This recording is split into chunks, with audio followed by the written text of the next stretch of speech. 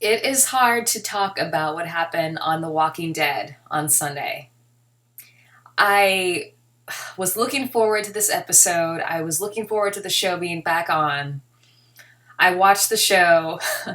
I felt my soul being sucked out of me when I watched it. I woke up in the morning still depressed from watching the episode. Just, it completely wrecked and destroyed me. The most gruesome thing I've ever seen on television, on a television show, period. And okay, let me just break this down. So, I am a big fan of The Walking Dead. I love the show, so I'm not one of those people that hates an episode and then declares they're never going to watch the show again. And I don't know if I hated the episode. I don't know, but for me, it was just way too brutal. So it started off in the daytime. I was getting pumped up for the show all day long. I started listening to this podcast, Walker Stalker Con podcast, and they were talking about the upcoming episode, and they were just shooting around theories on who was going to get the bat from Negan. And the rumor that I saw, and a lot of people probably saw, was that there were going to be two deaths. It was going to be Glenn and Abraham. And the way they were talking about it, they're like, AMC has the upper hand on us now. They're tricking us, trying to make us think it's Glenn and Abraham, but they're going to shock us. I think it's going to be Michonne. I think it's going to be... So I was like, just going into the episode thinking everyone was on the table, anyone could die.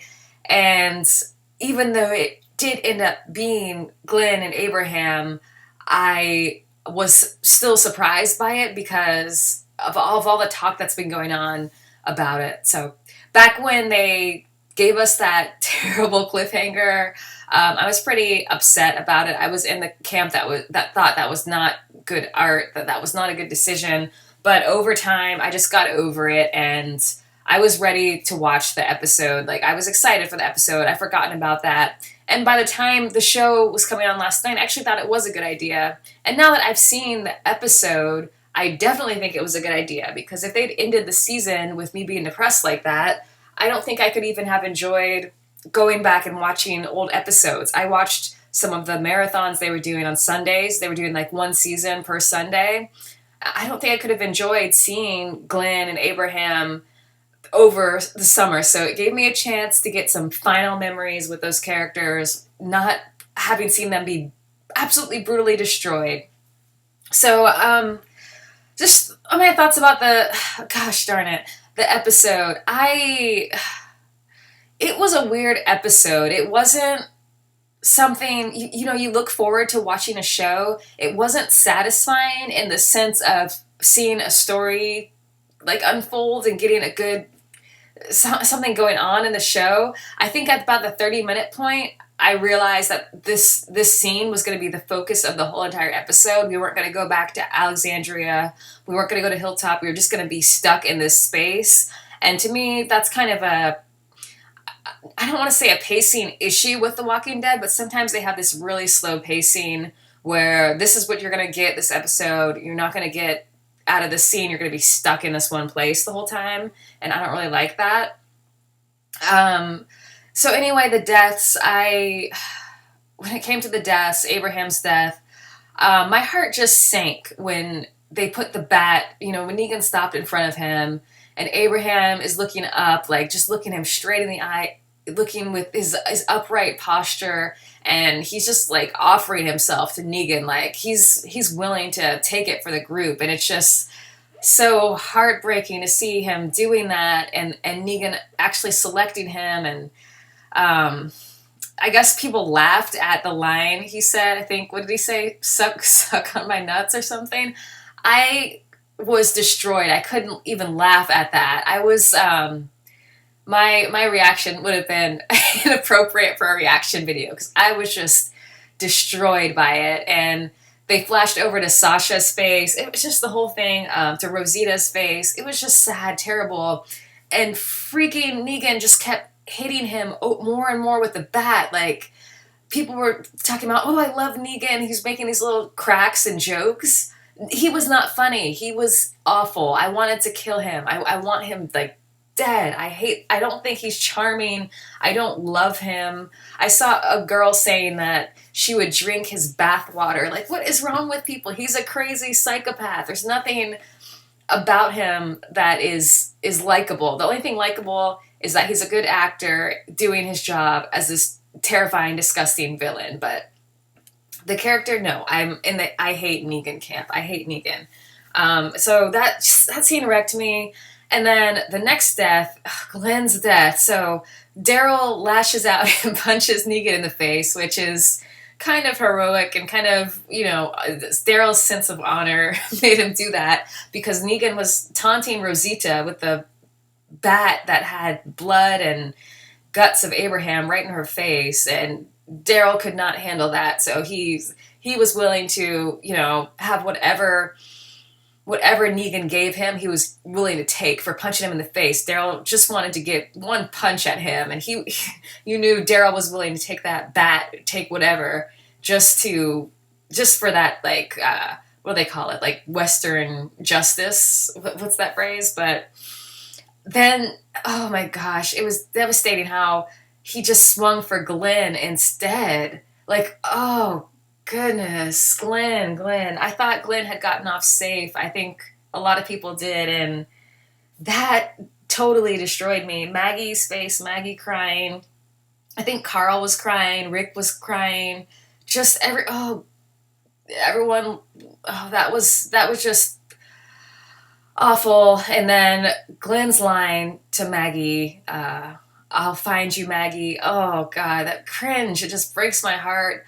I couldn't even watch these two deaths. Like I was peeking like out of like my hands, but I wasn't watching like the gore. I saw the gore pile briefly, but I just kind of like did like a quick like glance and look away to see that it was there, but I couldn't even look at it. I can't watch scenes like that. Like I always look away from stuff like that, so I didn't get it all. So I was kind of peeking at it, and I did see his eye exposed, and I did read that page of the comics. Like I looked that up, so I wasn't surprised by that. But it was awful. And then him trying to talk, the acting was amazing there. He really did a good job. He pulled that off really well, trying to say Maggie, because I think in the comic it's like like Maggie, like he brought the words on the page really to reality in that scene. So, but that was terrible. I mean, Glenn, it's weird because I want to say Glenn and Abraham deserve better deaths than that, but then again, the whole episode, the whole season built up to their deaths. So in a way, it's like they didn't deserve such violent, just hateful, just gruesome deaths, but their deaths were very, I think, meaningful part of the series. So it's kind of a mixed thing for me. So the next thing I wanted to talk about during the scene when Daryl punched Negan was that Dwight comes up and Dwight runs over and he's pointing Daryl's bow at Daryl's face. He's like, "You want me to take care of it, Negan?" Okay, so this might be spoilery. I don't read the comics or anything, but I do pay attention to like podcasts and things like that. So to me, I don't think everyone, I watched a couple reaction videos, people like, Dwight, you a-hole or this or that. I don't think that Dwight was being a bad guy. I think he was being very pro Daryl in that scene. I mean, if you think about it, getting an arrow to the head versus getting beaten to death to a bloody like pulp with Lucille, an arrow to the head is a much faster, cleaner death. And I think that Dwight was actually offering Daryl assistance. And I was surprised in that scene that Negan didn't see that. I mean, Negan says, that's not how this works, but it makes it look like, Dwight is running to Negan's assistance and being like, "Oh, Negan, you want me to kill him?" But really, in my opinion, he was going to help Daryl. So I heard people kind of talking about the theory that Dwight's kind of doesn't really hate Daryl, that he's kind of trying to take him easy, that even he intentionally injured Daryl last season to make him less appealing as a victim for Negan to potentially kill. I don't know if I agree with that. I didn't really agree with that initially, but after seeing that scene, I was definitely like, yeah, Dwight is helping Daryl in this scene, and I was surprised Negan, didn't really seem to notice that. But that's the other thing. The final, there's a couple more pivotal moments. The next one was the Carl scene. I was just at that point, I was just like, don't do this to me. It was so heartbreaking. Like, Carl, he's just a child. I felt just as powerless as the characters there watching this. I was like, oh my goodness, they're going to make me watch this kid that has just had his eye taken out, have his arm chopped off by his dad. They're going to make Rick do that. And they're going to make, Michonne have to watch that. I liked how Michonne, tried to say something to Negan without being completely stupid, not trying to punch him, but that didn't work. But man, at that point, the relief I felt when Negan stopped Rick from chopping his arm off, oh my goodness, I was just so relieved. I was like, thank goodness, I cannot take any more. So yeah, I was just wrecked, absolutely wrecked. And Carl, man, Carl saying, just do it. I mean, Rick had no choice because he said he was going to kill Carl with the bat if Rick didn't do it. He was going to kill all of them and kill Carl. So that's just terrible. That just made me so mad I hate Negan. He is a psychotic guy. A lot of people, here's my thoughts on Negan. So people were like, oh, Negan has to do that to maintain power.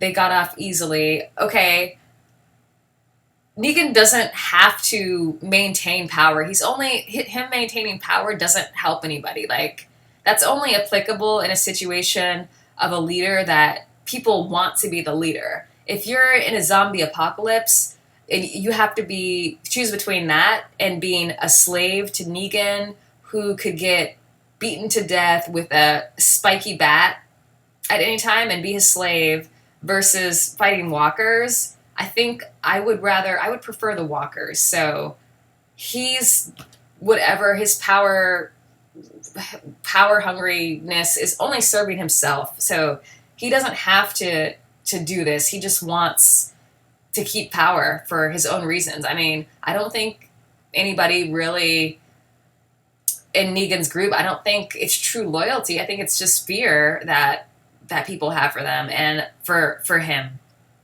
He's just a fear. Yeah, of course he has to do it to maintain fear so that people do whatever he says and are his slaves. But no, I don't think that's an excuse. I don't think you can say as an excuse that Negan has to keep people in line, because you're better off in a zombie apocalypse without Negan than with Negan. So anyway, those are my thoughts.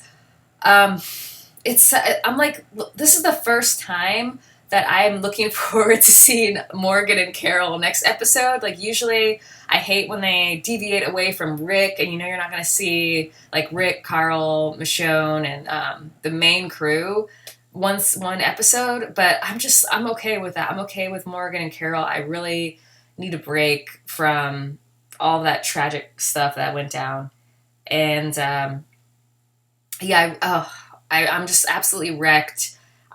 It's so weird because I wouldn't say I am satisfied after watching the season premiere. Last year's season premiere, like, it was an amazing episode. It was really satisfying and just really a good reintroduction to the show and a new season, a new place. And this was just like a depressing, where I'm going to feel terrible for probably a week straight type of feeling. It's just, there's nothing really positive out of it, but I'm going to stick with the show. I'm going to trust the storytelling that they're doing, and that's part of their long-term strategy. It's probably necessary they think it's necessary to show Negan being that brutal for some reason, and it's going to pay off and immersing us in the story later on. So anyway, those are my thoughts on the season premiere of The Walking Dead. So thanks for watching.